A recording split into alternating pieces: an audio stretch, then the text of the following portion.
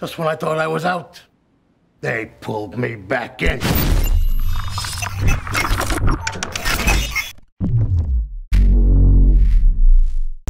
Hello everyone, Rurikhan here with TGN coming at you with an early take on the Warlords of Draenor expansion to World of Warcraft. I just dinged 100 on my warrior with a mix of quests, scenario missions, and instances, so I thought I'd share my experience in Draenor so far with you guys. So let's start with the setting. As far as I'm concerned, Mists of Pandaria didn't really exist, but I'm told that Garrosh was overthrown as leader of the Horde with some help from the Alliance, of course. However, being a dwarf myself, I don't really care much for Horde affairs unless they happen to involve time travel and creating an alternate reality. Then I kind of feel like I need to take matters into my own hands. So Garrosh was overthrown, but Varian, the idiot, didn't allow Thrall to outright kill him. Instead, he allowed the Pandas to take him back to Pandaland for a trial. However, with the help of a rogue element from the Bronze Dragonflight, the dragons who police time, he escapes to Outland, but in the past, before the orcs drank the blood of Manaroth. He then convinces the orcs not to accept the gift of the Burning Legion, and in doing so, he creates an alternate timeline. The orc clans then unite into an Iron Horde with technology that Garrosh brought from his time. They then begin a conquest war on Draenor and build a dark portal that will enable them to invade present-time Azeroth. This whole ordeal doesn't make a lot of sense to me, but if at any time during the story you're confused, the justification for wherever your question might be is time travel. For instance, why don't Garrosh's acts in the past change present Azeroth? Because time travel, that's why. Anyways, beyond the setting, what can you expect from this expansion?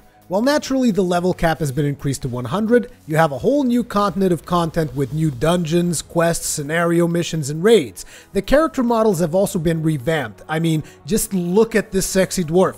Look at him!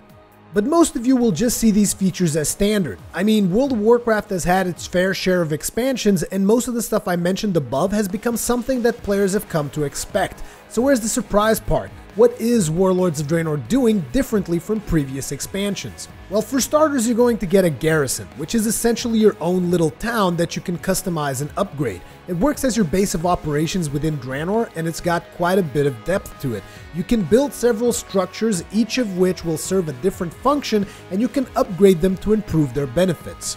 One of the interesting parts of the garrison is that while you can build several structures, you can't build all of them, so it forces you to make decisions which will affect your gameplay experience in a meaningful way. None of these choices is set in stone though, and you can replace buildings in your garrison whenever you desire, so long as you have sufficient resources to do so. Beyond structures, your garrison will also feature followers. These are a new type of NPCs you can get as rewards from standard questing. These NPCs will appear at your garrison and you can send them on missions which will reward you with gold, gear, and resources. Some of these followers can even follow you around and provide assistance in everyday questing and combat. So what about the leveling experience? Questing is about as good as I remember from Cataclysm, with the exception that in Draenor a lot of the quests send you back to your garrison in order to emphasize the whole base of operations aspect of it. There's also quests that allow you to customize outposts throughout the different zones of Draenor, which will in turn give you access to a special skill within that zone, like summoning a minion to help you or order an artillery strike. Beyond regular questing, it seems Warlords of Draenor features more scenario quests than the previous expansions. These are the more epic quests that are phased, scripted, and tend to end with a nice cutscene. A cool incentive to complete more quests is the upgraded reward system. Basically, whenever you hand in a quest that has a gear reward, there's a chance you'll get an upgraded version of the item.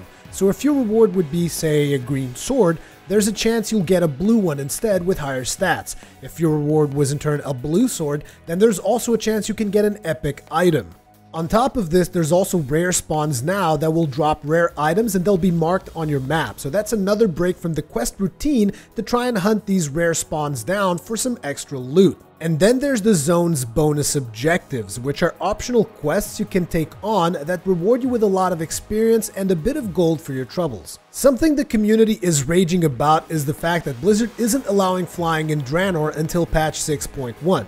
Players, obviously, have grown accustomed to flying everywhere during their questing experience, since that's the way it was done in Cataclysm, and as I mentioned previously, Mists of Pandaria didn't really exist. However, me personally, I would actually prefer flying to be removed from the game altogether, and I bet Blizzard feels the same way too, but it's a little too late for that now. The players have tasted the sweet nectar of convenience, and they won't want to have to deal with running anymore. Anyways, in case you're wondering as to what is the reasoning behind the no flying at the start of an expansion, it's so that Blizzard can better control the way you navigate each individual area through the use of mountains and chasms. If you bypass all that with a flying mount, I think your experience would actually be a lot worse. But I seem to be in the minority here.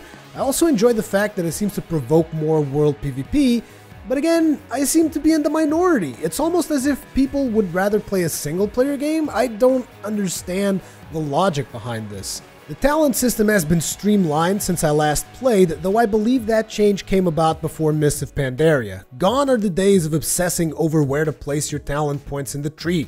The current talent system is a lot more about personal preference and playstyle than necessarily performance. Every spec is given the tools to perform its job, and then the talents just add a little bit of flavor to the whole thing. Professions have received an interesting overhaul. Naturally, they can now go up to 700 skill level, but they no longer provide combat-specific benefits.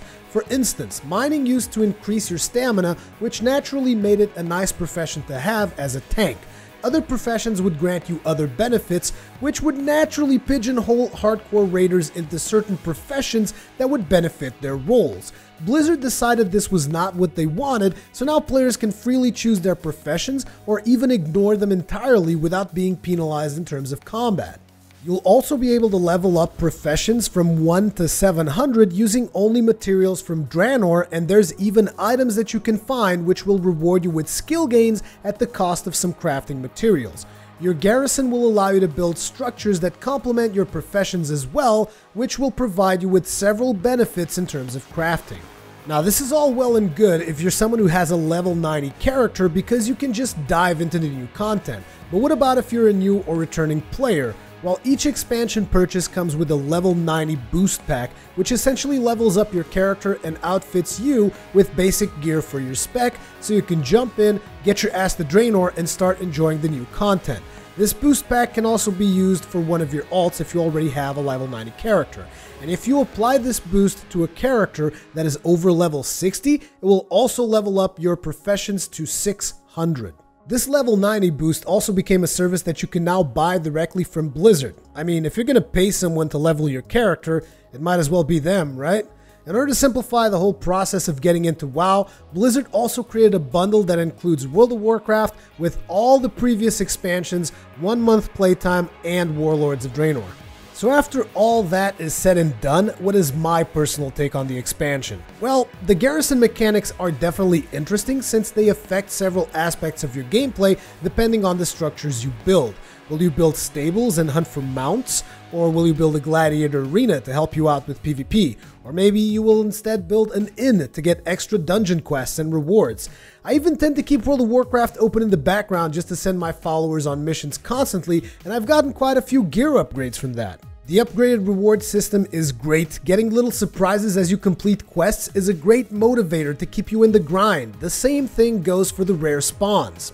Visiting Outland before it was corrupted by the influence of the Burning Legion is pretty cool. You'll be able to see a lot of familiar locations if you played during the Burning Crusade, which also brings about a certain feeling of nostalgia. Now, I'm still getting my gear on par to tank heroics, so I can't really speak too much about instances. I mean, the normal modes I've completed thus far just feel like tank and spank with some light punishments thrown into the mix just to keep you on your toes a bit. However, I did like some of the mechanics implemented in the Iron Docks, and I can't wait to see the heroic version of that specific dungeon. Let's hope the dungeons don't get hyper nerfed again. Anyways, me, Palitime, and maybe even Hengist will be creating some Warlords of Draenor content over the next couple of weeks, so stay tuned for more. I'm actually curious to see if the current heroics will put my rusty tanking skills to the test. Are you diving back in for Warlords of Draenor? What class are you going to be playing? Thank you very much for watching, and I'll see you in the next one.